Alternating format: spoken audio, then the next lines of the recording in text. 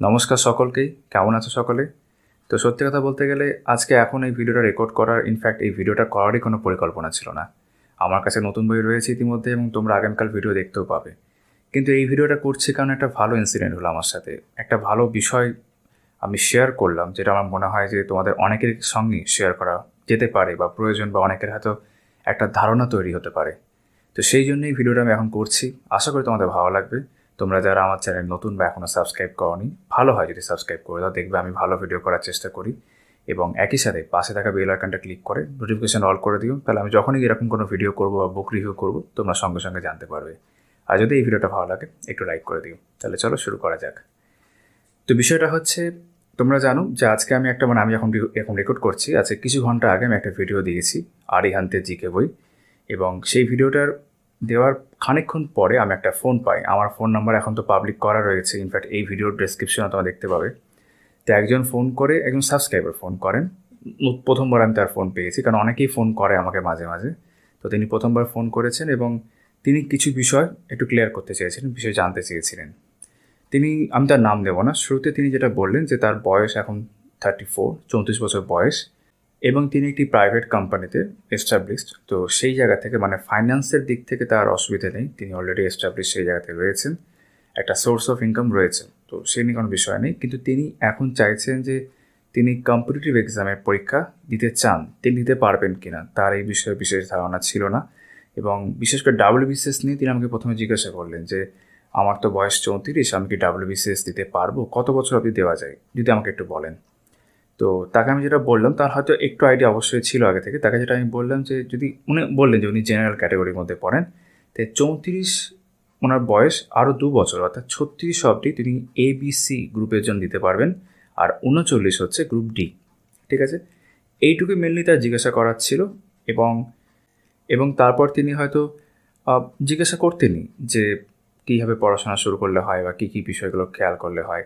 But আমি সেখানে মনে হলো যে ওনাকে আরও কয়েকটা বিষয় উল্লেখ করি। ফর এক্সাম্পল, আমি তাকে বললাম যে আপনি মনে হয় ক্লার্কশিপ বা মিসলেনিয়াস বা ফুড এসে মানে ফর্ম ফিল আপ করেননি, করেছেন কি? তিনি বললেন না, আমি তো এগুলো করিনি। তো তাকে আমি বললাম যে আপনি যদি সম্ভব হতো কোনোভাবে যে ফর্ম ফিল আপগুলো করতে পারতেন, কারণ এই বছর সেগুলো পরীক্ষা হওয়ার সম্ভাবনা রয়েছে। ইনফ্যাক্ট জুন মাসে তো ক্লার্কশিপ হওয়ারও মানে ডেট বলবো না, মাস সেভাবে উল্লেখ করা রয়েছে নোটিফিকেশনে বা অ্যাডভার্টাইজমেন্টে। তো তাকে আমি বললাম ওই পরীক্ষাগুলো কিন্তু আপনি 40 বছর বয়স অবধি জেনারেল হিসাবে দিতে পারবেন। এবং এটা শোনার পর তার সত্যি ভালো লাগলো, কারণ তিনি শুধু WBCS ব্যাপারে জিজ্ঞেস করছিলেন, তার কাছে আরও বেশ কিছু অপশান খুলে গেল যেগুলো তিনি এখন দিতে পারছেন। কারণ আমাদের মতো অনেকেই তোমরা আছো যারা অনেক পরীক্ষা দিতে পারছো না বয়সের কারণে। তো এইগুলো কোথাও না কোথাও আমাদের কাছে এখনও একটা বলতে পারো লাইট অফ হোপ, একটা সুযোগ যে হ্যাঁ এখনও দেওয়া যেতে পারে। এবং যেহেতু তার কাছে ফাইন্যান্সিয়াল দিক থেকে কোনো সমস্যা নেই, তার ওটা থাকছেই, ওটা তিনি বন্ধ করছেন না, পাশাপাশি তিনি পড়াশোনা করতে চান, তো অবশ্যই তিনি এটা করতে পারেন। এবং তাকে আমি এটাও বললাম যে WBCS ইটসেলফ যেটা 2024 হবে, তার নোটিফিকেশান আসতে এখন অনেক দেরি আছে। জুন জুলাইয়ের আগে তো এমনিও আসবে না, এবং নোটিফিকেশান আসার পর পরীক্ষা হতে হতে মিনিমাম আরও 3 মাস।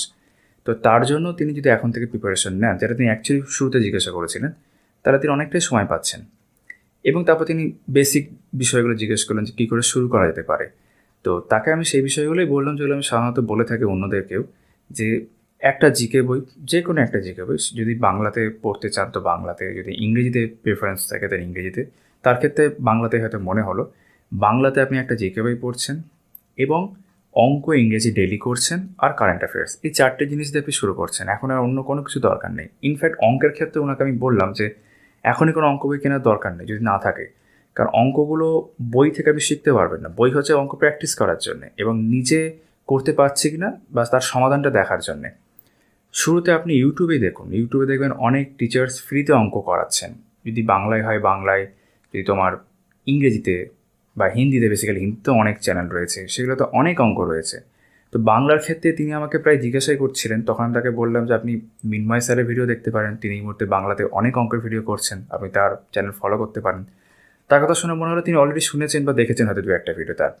এবং তিনি আমাকে এটাও জিজ্ঞাসা করছিলেন যে বিভিন্ন চাকরির নোটিফিকেশন সম্পর্কে জানতে পারবো কোথায়। তাকে আমি বলছিলাম আপনি ইউটিউবে দেখতে পারেন। কর্মসংস্থানের কথাও বলেছিলাম, মানে কর্মসংস্থান যে নিউজ পেপারটা হয়, বাট আমি বললাম যে ওটাও কেনার দরকার নেই, আপনি নর্মালি দেখুন ইউটিউবে থেকেই আপনি জানতে পেরে যাবেন। তো মিনময় স্যারের যখন কথাটা আমি বললাম, আমি সেখানেও উল্লেখ করলাম যে উনিও কিন্তু বিভিন্ন চাকরির নোটিফিকেশন আসলে ভিডিও করেন। তো সেখান থেকেও আপনি জানতে পারবেন। তো আপনি সেটা ফলো করতে পারেন।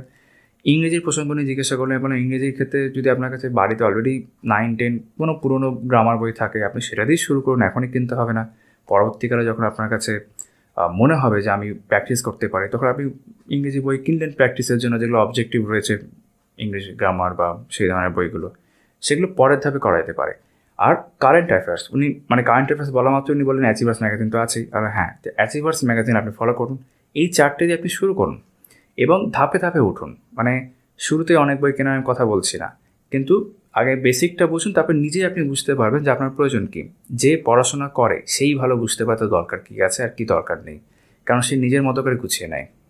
তো এইভাবে তার সাথে আমার খানিকক্ষণ কথাবার্তা হলো এবং আমার যা মনে হলো, তিনি নিজেও যেটা ব্যক্ত করলেন যে তার বেশ ভালো লাগলো বিষয়গুলো। তো এই বিষয়গুলো আমি তোমাদের সঙ্গে তুলে ধরলাম, বিশেষ করে তোমাদের যাদের এখন অনেকটা বয়স হয়ে গেছে এবং তোমরা হয় প্রিপারেশন নিচ্ছ কোনোভাবে বা ভাবছো আদৌ এখন নেওয়া ঠিক হবে কিনা। তাহলে ঠিক তার মতো করে যেটা আমি বলবো, যদি তোমাদের একটা ফাইন্যান্সিয়াল ব্যাকআপ থাকে, তাহলে সেটার সাথে সাথে প্রিপারেশন অবশ্যই নিতে পারো। কারণ তাকেও আমি যেটা বলছিলাম, মানে ভদ্রলোককে বা যে বন্ধু, তাকে আমি বলছিলাম, সাবস্ক্রাইবার বন্ধু, যে একটা সময় পর ধরো এই যে 40 বছর অবধি বললাম, তারপর যখন তুমি ভাবো যে আমি গভর্নমেন্ট জবের জন্য প্রিপারেশন নিতে পারতাম, কেন নিলাম না বা রিগ্রেট করছি, তো তখন করার থেকে এখন যখন সময় আছে, তুমি যখন ভাবছো যে হ্যাঁ তুমি এখনও দিতে পারবে, তাহলে কেন দেবে না? কারণ বয়স তো এমনি সবারই বাড়ছে, একটা সময় পর তুমি এমনি দিতে পারবে না। এবং আমরা এখনই অনেক পরীক্ষা দিতে পারছি না, যেগুলো আমাদের সামনেই হচ্ছে। তার থেকে ভালো যাদের আমাদের পক্ষে সম্ভব পড়াশোনাটা এখনও কন্টিনিউ করা, কারণ অনেকের পক্ষে হয়তো সময় একদমই দেওয়া সম্ভব হচ্ছে না, সেই বিষয়গুলো আলাদা। বা যারা সময় দিতে পারবে বা যেমনটা বলছিলাম যে ফাইন্যান্সিয়াল ব্যাকআপ রয়েছে, তারা কিন্তু অবশ্যই করতে পারে, প্রিপারেশন নিতে পারে। এবং পড়াশোনা একটা খুব সুন্দর জিনিস, অনেক কিছু আমরা জানতে পারি, অনেক কিছু শেখার আছে। কারেন্ট অ্যাফেয়ার্স থেকে আমরা আপ টু ডেট থাকতে পারি আমাদের চারপাশে কী ঘটছে এরকম বিভিন্ন বিষয়ের সাথে। আর হ্যাঁ, আমরা সবাই তো চাই গভর্নমেন্ট জব পেতে, তো সেই বিষয়গুলো থাকলেই।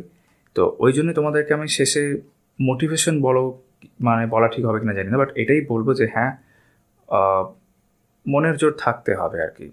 যেমন উনিও বলছেন যে হ্যাঁ, আমাকে কি রোজ লেগে থাকতে হবে? মানে হ্যাঁ, চেষ্টা করুন যত তার লেগে থাকা যায় আর কি, বা বিষয়টার মধ্যে থাকা যায়। কারণ ডিট্যাচমেন্ট তৈরি হলে হয় কি, আবার সেই জায়গায় ফিরে আসতে অনেকটা সময় লেগে যায়। কারণ এটা সবটা একটা হ্যাবিটের মতো, পড়াশোনাটা একটা হ্যাবিট। তো তার সঙ্গে যদি মানে হ্যাবিটটা বিচ্যুত হয়ে যায়, আবার সেটা ফিরে আনতে আবার এক নতুন করে হ্যাবিট তৈরি করতে হচ্ছে। তো আস্তে আস্তে হবে, কোনো সমস্যা নেই, কোনো দুশ্চিন্তার জায়গা নেই। সত্যি দুশ্চিন্তার জায়গা নেই। আমরা অনেক কিছু চিন্তা করে দুশ্চিন্তা করে ফেলি, যে কারণে সেটা দুশ্চিন্তা। তাহলে অ্যাকচুয়ালি আমরা শুধু ভালো চিন্তাই করতে পারি এবং পজিটিভ চিন্তাই করতে পারি। তো এই ভিডিওটা আমি এখানেই শেষ করছি। আর হ্যাঁ, তোমাদের সঙ্গে কালকে আবার নতুন বই নিয়ে দেখা হচ্ছে।